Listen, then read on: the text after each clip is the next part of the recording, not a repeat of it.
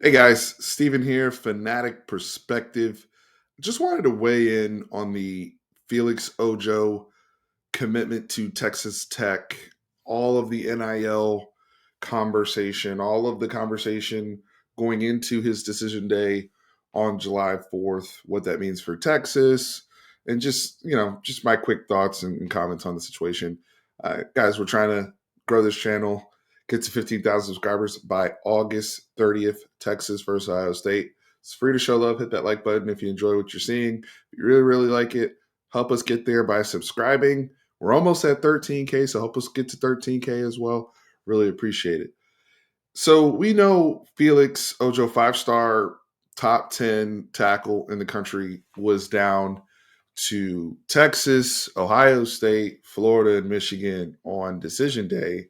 And out of nowhere, seemingly out of nowhere, goes with Texas Tech.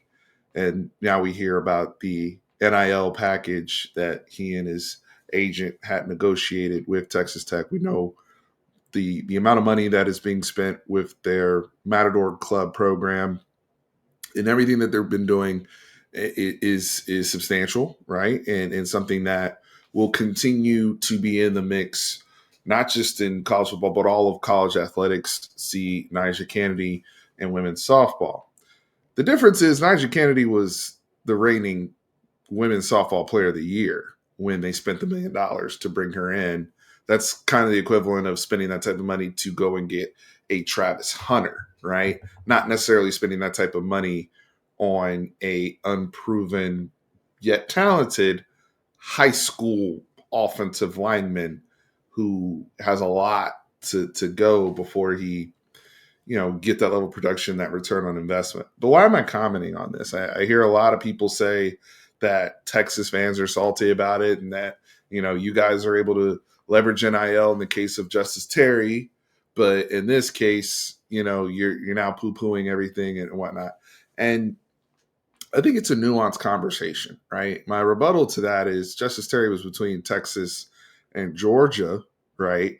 And in that particular case, both programs were not only, competing for the SEC, the two top teams in the SEC that were competing for the SEC championships, but also teams that had the most NFL draft picks, and kind of the tiebreaker in that was NIL, right? But both programs, I mean, Texas has been home run hitters with their defensive tackles. I mean, Justice Terry can justify going to Texas with, guys like Tavondre Sweat, guys like Byron Murphy, guys this year like Vernon Broughton and Alfred Collins. I mean, the proof is in the pudding with the NFL draft picks, as well as the All Americans, as well as the awards that just his position group that he committed to has garnered in recent seasons. The NIL was simply the tiebreaker there. But when you have a situation where a school like Texas Tech, who Felix did not even really, I don't know if he even have a summer visit there. He's clearly not in his top four, but we're keeping it on the low, and we're negotiating the financial package, which is cool and all. I'm not against it, right? Like, if you want to offer me or my kid $5 million, I'm in, right, for the most part. But I think there's the trigger points come in where there's dishonesty in terms of, hey, telling Texas and leading Texas and Ohio State on, not even publicly, but behind the scenes with those coaching staffs.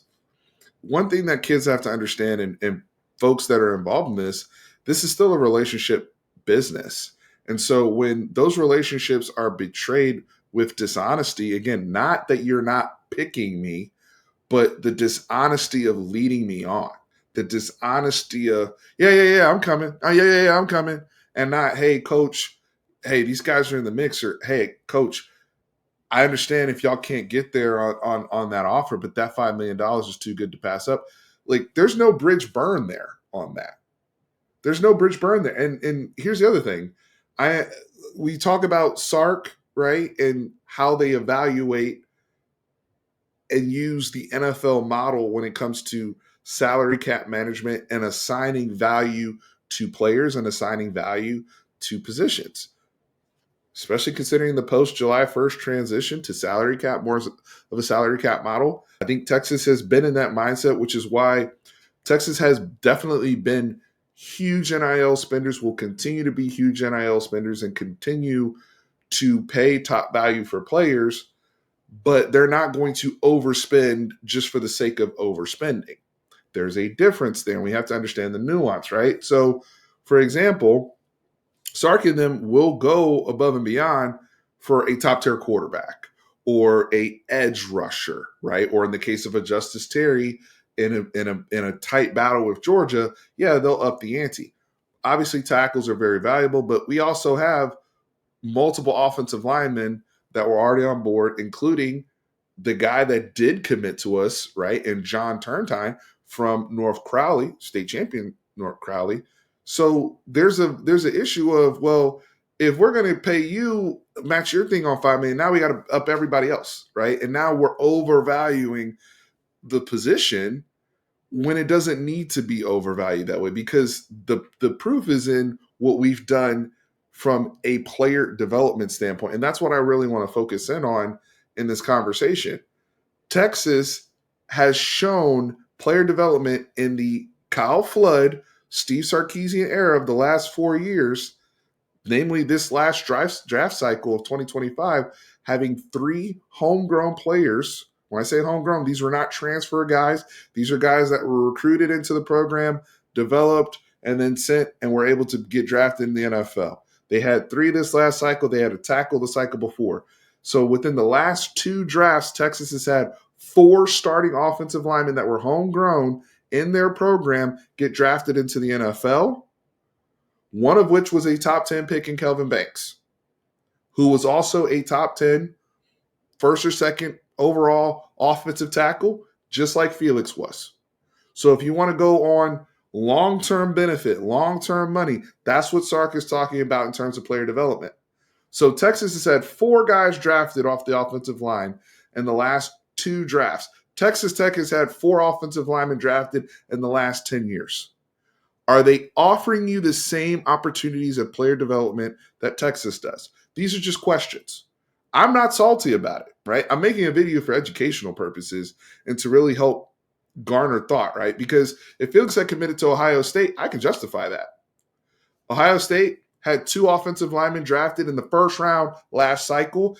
Paris Jackson go in 2023. So they've had 3 offensive linemen drafted in the first round and the last 3 drafts, essentially 2023, 2024, 2025. They've had 3 first-round picks on the offensive line. If he had gone there enough and NIL was the difference, we don't even need to make this video. But when you're committing to programs that are lesser than in that area of development, are we just going for the short-term bag, and then are you going to be developed, right? Because I have not seen Texas Tech produce a first-round pick of offensive linemen in the last 10 years. I have not seen them produce anything better than a 3rd-round pick. And most of those guys are interior guys. So what are they going to do for you after the money? Okay, the money is a big deal. It's a huge deal, especially in this economy. I get that. But what are they going to do for you after the money? These are just the questions that I have, and why when it comes to value from how the school is assessing the player, where it makes sense in terms of roster building overall and trying to develop an overall group versus what you are looking to get if you're a player, a parent, whatever, for your child to maximize their opportunity, especially if you are a top tier recruit. I'm not here to badmouth Felix Ojo. I hope he develops and gets everything he wants and needs in Lubbock. We're not even in the same conference. Okay, so this whole saltiness thing, again, it's just asking those questions. And I want to make that explicitly here while I have the platform to do so, and also help you guys understand where Texas's mindset is of roster building in regards to value and what the pitch is in regards to player development, winning, awards, all of those things, right? So it comes down to what you want and what you're looking for. But when somebody throws out that type of money, yeah, it's eye-opening, it's great. But is that the difference between you and another program that's also cranking out NFL talent, or is that somebody that's coming out of nowhere just to money whip you in the short term, but they don't have the answers to those questions beyond that. I hope I don't see this brother in the portal a couple years from now because of mismanagement with his talent or things didn't work out or pan out and all that type of stuff. I think highly of Joey McGuire and that staff there. I do. But have they proven what Texas and Ohio State has proven? Have they proven what Michigan is? I didn't even get into Michigan. Right. So things to consider. Just wanted to throw that out there to you guys. Y'all let me know in the comments how you feel about this. Shout out to John Turntime. Hook 'em. Welcome to the 40. And just keep in mind, y'all, how many times have you seen Texas take a portal player in the Sark era on the offensive line? And how many times has that portal player started? Think about it. Our tackles have been home. Cam Williams, whether it's Kelvin Banks, whether it was Christian Jones before. Next year, we're projected to start Trevor Gooseby and Brandon Baker. All recruited. When I say homegrown, I'm talking about prep recruiting. Okay? None of these people have been brought in from the portal. So just keep that in mind when you're assessing who's coaching you, who's developing you, and where you're going to school. Hit me in the comments what you think. If you disagree, agree, however you think. If you think I missed something, if there's something I'm presenting out of context, what have you have questions, let me know.